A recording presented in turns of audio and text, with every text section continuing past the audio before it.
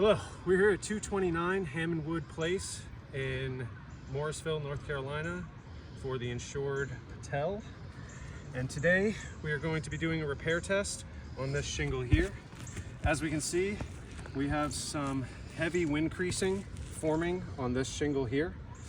And the surrounding shingles have no major creasing, they have no major degranulation.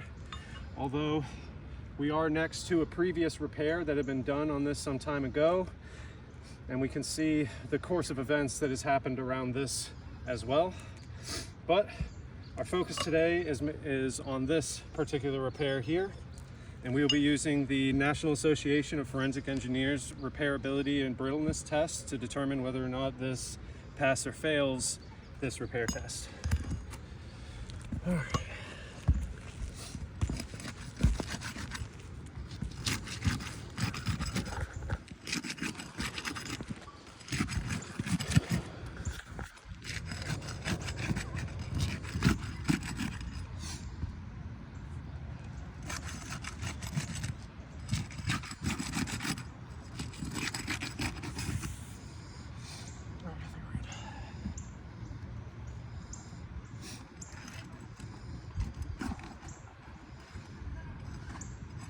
Immediately, we already have issues with nails just completely passing through the shingle to the bottom side before we have a chance to try to dig these out.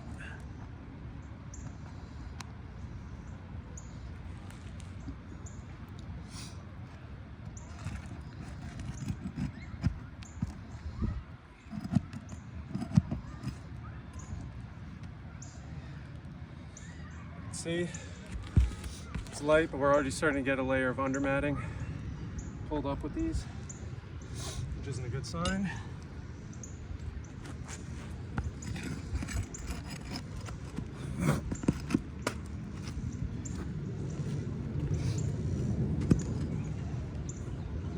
Again, just massive underlayment being pulled up with the nail itself.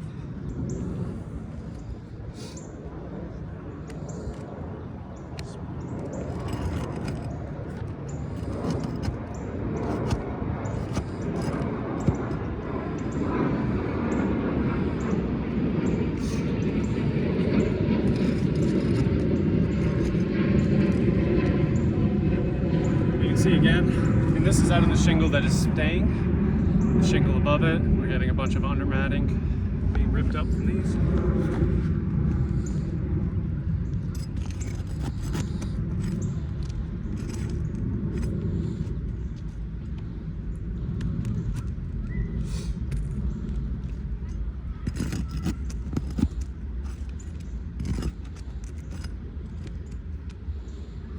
Again, just more and more. Every nail coming up has a vicious amount of matting being ripped up underneath it, which is a problem for the structural integrity of these shingles.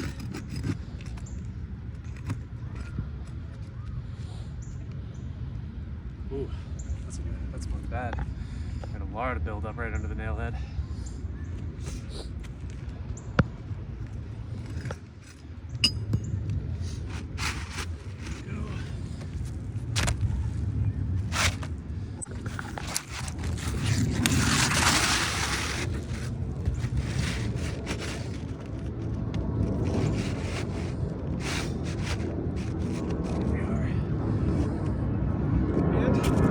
According to the National Academy of Forensic Engineering's test, these shingles are supposed to be able to be lifted up to 45 degrees.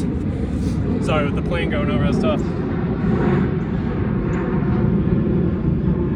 Right next to the airport out here. So, according to the Forensic Engineering's brittleness test, these shingles are supposed to be able to be lifted up at least 45 degrees for the correct driving of the roofing nails in these. But to ensure that these remain as pristine as possible during this test, we are going to be using the approved roof snake tool.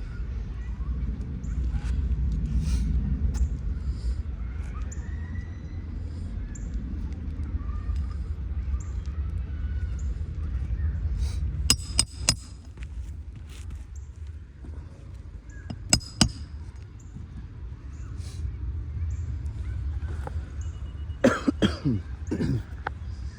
much matting in these nails, it's hard to get it back into the tool.